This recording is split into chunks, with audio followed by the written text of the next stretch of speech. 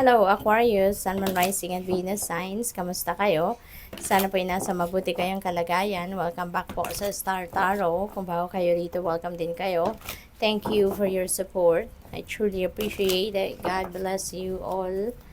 Aquarius, napakaganda naman. Paunang mensahe pa lang, bonggang-bonggang pasabog na to. This is Nine of Cups, which is an energy of blessings, no? Blessings na iba't ibang klaseng biyaya ang maaaring dumating sa'yo.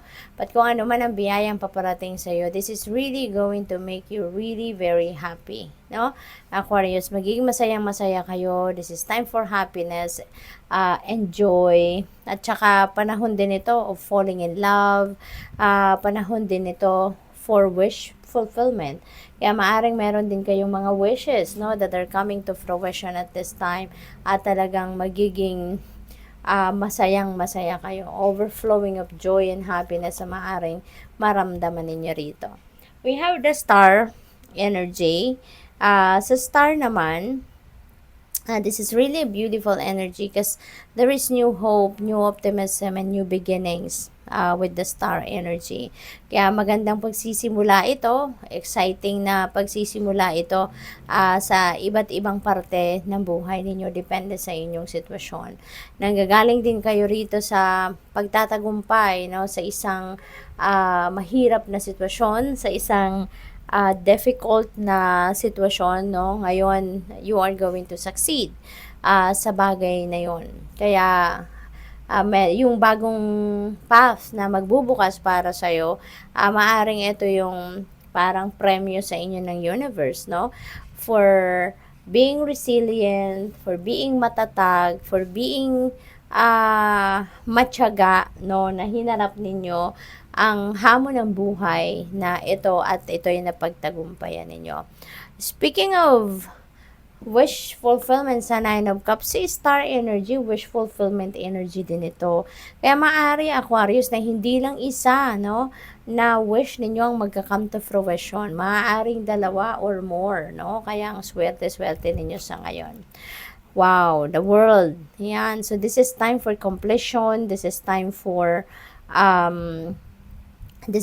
completion. This is time for rewards, success. This is also a time of tagumpay, no? Kaya napakaswerte ninyo, no? Talagang maraming biyaya ang dadating sa buhay ninyo sa ngayon. Your heart will be filled of joy and happiness, Aquarius. Kaya napakaganda. May travel din dito, celebration, no? Entitled kayo na mag-celebrate kayo ng inyong mga napagtagumpayan dito, no? Kaya napakaganda. Meron din dito mga pag-level up, no, ng mga susunod ninyong gagawin or mga opportunities that you are going to embrace right now. Meron ditong pag-level up. What else? We have temperance energy. Ayan, so the angel of peace is here para tulungan ka na ma-experience mo yung kapayapaan, no? Kung dati, dito sa star, kung saan kayo nang gagaling rito bago kayo nakarating sa puntong ito, mahirap, no, ang pinagdaanan ninyo, challenging ang pinagdaanan ninyo. Pero ngayon, malalagpasan mo ng lahat yan, kaya yung peace, no, of mind, at saka yung peace sa puso ninyo, ay nandiyan na. Mararanasan nyo na yan. Magiging kalmado na kayo, mapayapa na ang inyong pag-iisip, pati na rin ang inyong nararamdaman. Queen of Wands, yan. So, this is also an opportunity siguro. Mayroon dadating sa inyo para mailabas ninyo or ma-express ninyo yung inyong creative prowess.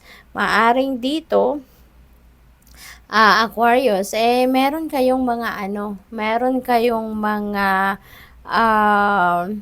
mararanasan or mai-experience, no, na mga baka mga offers, no, ng siguro trabaho, racket, negosyo, wherein yung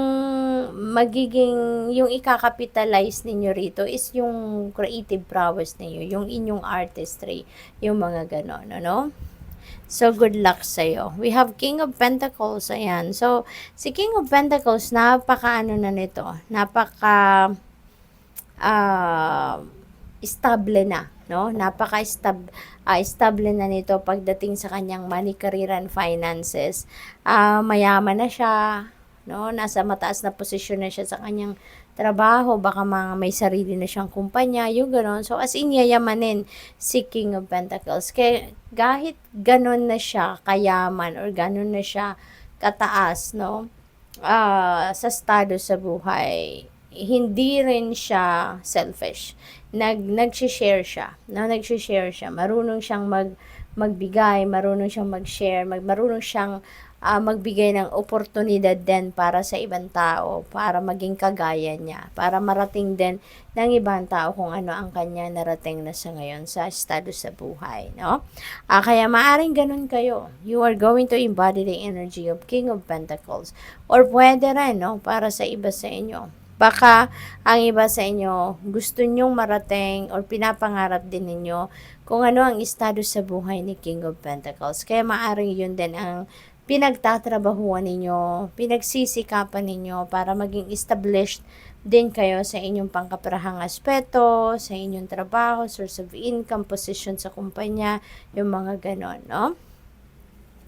We have Wheel of Fortune, Aquarius, napakaswerte ninyo, nandito din si Wheel of Fortune, napakasaya talaga ng period na to sa buhay ninyo, kasi si Wheel of Fortune is about good luck and good fortune, and this energy is going to bring forth positive changes sa buhay ninyo sa iba't ibang parte, no? Siswertehin kayo sa ngayon, maybe, unang-una, magiging maswerte kayo rito sa pera, pwede rin na relationship, pamilya, mga kaibigan, trabaho, karera, negosyo, investments, yung mga ganun. Or kahit ano pa, no? Kahit ano pang mga ibang areas pa ng buhay ninyo ay maaring mababalot kayo ngayon ng swerte.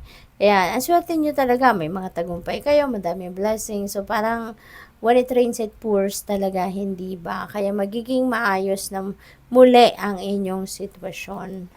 We have strength, no? Sa lahat ng ito, kailangan nyo lang ng magpakatatag lang kayo. Kasi even though ang dami-daming swerte na babalot sa inyo sa ngayon, maaring ang iba sa inyo rito, baka panghinaan, no? Kasi nga maraming movement, maraming changes, no? So, baka panghinaan kayo ng pangangatawan, hindi ba?